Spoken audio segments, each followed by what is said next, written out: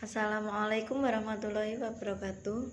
Saya Winnie Indaryani mau menjelaskan tentang materi UTS saya kemarin tentang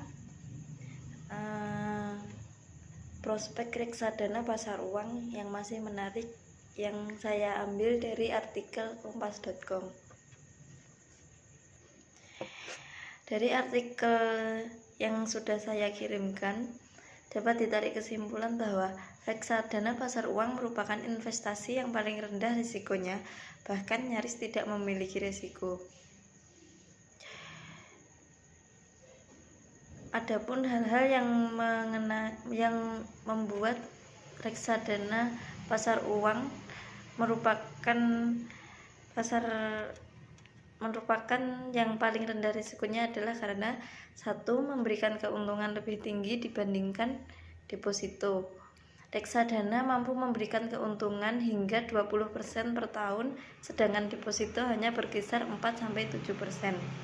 Yang kedua, investasi awal yang kecil.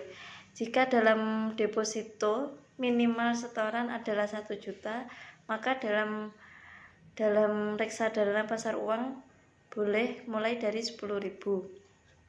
Yang ketiga, dana bisa ditarik kapan saja. Jika pada deposito pengambilan harus pada saat jatuh temponya, reksadana berbeda. Reksadana pasar uang dapat ditarik kapanpun tanpa ada potongan penalti. 4. Jangka waktu investasi fleksibel.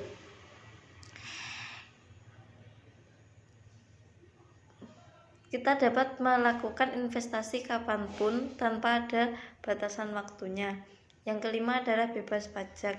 Jika kita menaruh uang di deposito, maka akan dikenakan biaya pajak sebesar 20%, sedangkan dalam reksadana bebas pajak.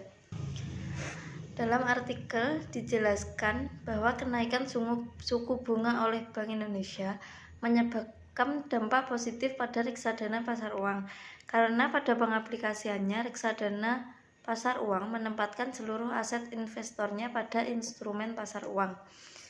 Instrumen pasar uang sendiri adalah efek hutang yang jatuh temponya dari misalnya sertifikat Bank Indonesia, deposito, dan bisa juga jatuh tempo selama kurang dari 1 tahun.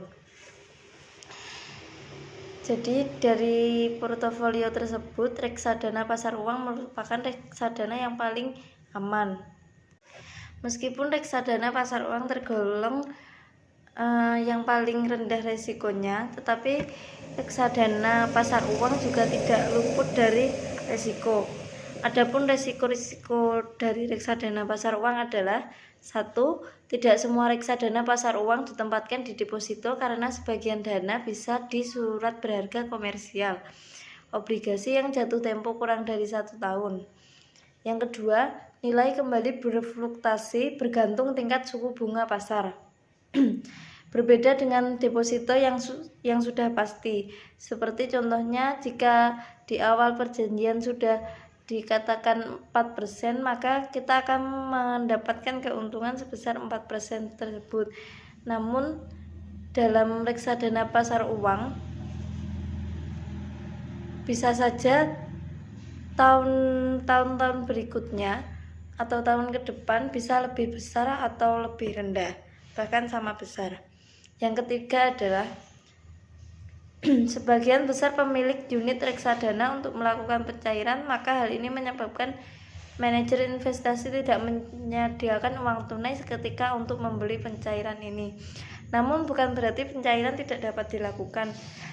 Hanya saja pencairan tetap bisa dilakukan, namun resikonya adalah proses pencairan yang lama karena manajer investasi perlu menjual investasinya. Demikian dari saya, kurang lebihnya mohon maaf. Wassalamualaikum warahmatullahi wabarakatuh.